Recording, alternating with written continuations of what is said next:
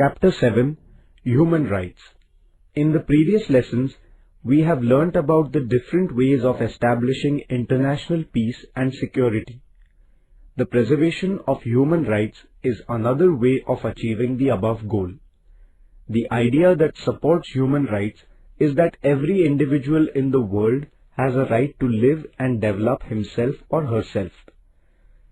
The human and material loss caused by communal riots, racial conflicts and terrorist acts is much greater than that caused by wars. One can see that women, children and some marginalized social groups are exploited to a great extent. All this leads to unrest at the global level. There is an increase in the loss of human lives because we are indifferent about human rights and apathetic towards it. If we want to uproot terrorism and do away with exploitation and insecurity, there has to be an increased awareness about human rights. Everyone must make concrete efforts to protect human rights. Human rights, meaning and nature. Human rights refer to the right of every person to live a dignified life and develop himself without facing any discrimination on the basis of religion, gender, caste, race or country. Individuals get human rights from their birth itself. Since no government, organization or any other individual bestows these rights, no one has the authority to take away these rights. Human rights are universal in nature. The right to live. The right to live means the right to live with dignity. This implies the fulfillment of all basic needs as well as having an environment conducive to one's development. Freedom of thought, expression, religion, etc. A person can bring about an all-round development of his personality only when he or she can think freely and has the freedom to express it. Since an individual is a rational being, he or she must have the freedom of thought and expression. The freedom of religion is also an important human right. The right to acquire nationality. The right to acquire nationality is the right of an individual to get the status of a citizen in his or her country.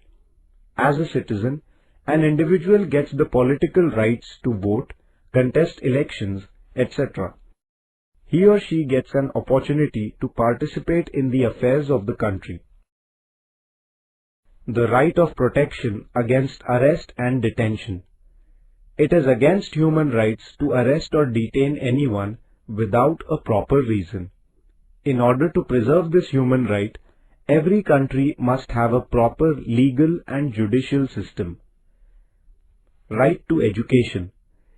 Education helps to dispel the ignorance of the individual. It also provides opportunities for development. It creates a will to fight against injustice and exploitation, and therefore, the right to education is an important human right. Human rights and the United Nations. The UN has given a very important place to the human rights in its objectives. The dissemination and publicity of human rights is one of its important objectives. On 10th December 1948, the United Nations proclaimed the Universal Declaration of Human Rights and laid the foundation for these rights. This declaration has a total of 30 articles. Some of the important articles are given below. All member countries of the UN are expected to give these rights to their people. 1. Everyone is entitled to all the human rights without any distinction on the basis of gender, religion, race, etc. 2. Everyone has the right to freedom of movement. 3. If a person feels insecure in his country, then he has the right to seek asylum anywhere in the world. 4. Everyone has the freedom from arbitrary arrest. 5. Everyone has the right to own property. 6. Everyone has the freedom of thought and religion. 7. Everyone has the right to freedom of association. 8.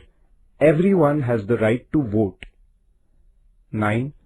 All men and women have the right to work and leisure. 10. Everyone has the right to primary education and enjoy the arts and literature. 11. Everyone has the freedom of occupation. 12. Everyone has the right to keep his or her personal life, dignity and status free from any kind of encroachment. It is necessary to establish organizations and create movements in order to nurture human rights and to avoid encroachments on them. This would help in preserving human rights in a more effective way. There are some voluntary organizations that are working at the international level in this context, as for example, Amnesty International, Human Rights Watch, etc. India and Human Rights. The Universal Declaration of Human Rights was proclaimed when the Indian Constitution was being drafted. India took cognizance of the same and brought in the spirit of the declaration in our Constitution. The human rights came to be included in the fundamental rights and directive principles of the state policy of the Constitution of India. National Human Rights Commission. India has devised many methods for the protection of human rights.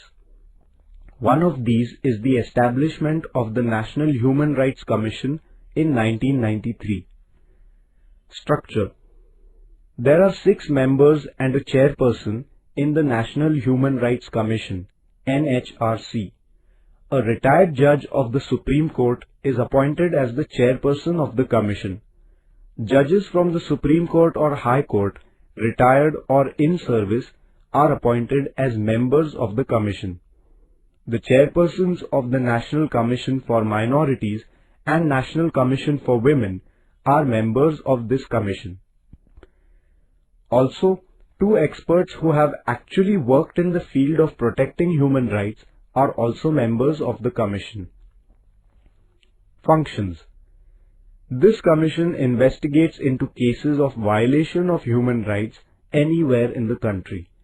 The important function of this commission is the protection of human rights. The state of Maharashtra has also established a human rights commission.